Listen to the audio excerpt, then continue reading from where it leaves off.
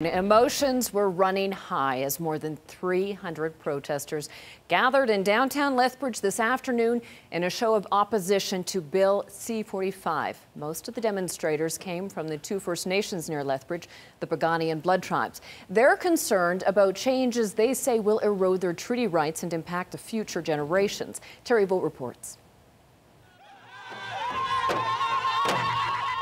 They came with flags, signs, and posters, and they say a united voice in opposition to Bill C-45, a federal budget bill that also contains at least 8 sections that will impact First Nations, Métis, and Inuit people in Canada. Stephen Harper. There's so many different changes. It's an omnibus bill, which means it's a hodgepodge of changes to the Indian Act. I think our position is that any pieces of legislation or federal government, provincial government initiative that adversely impacts on our treaty rights is a no-no.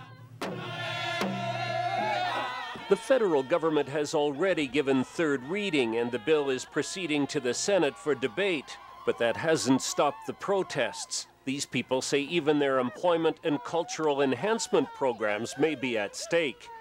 And it wouldn't be there if it wasn't for my Indian status, and that's what's being taken away from what Harper's trying to take away from us right now. Our ancestors didn't starve and they didn't go through famine to have our rights ripped from us like they are today. I'm thinking about the future generations, not just the next generation, but 7 generations from now. The leaders of this movement say the Indian Act is outdated and does need to be fixed, but they say First Nations people have to be part of the process.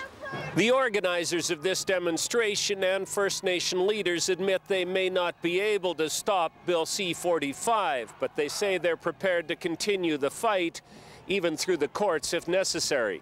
Terry Vogt, CTV News, Lethbridge.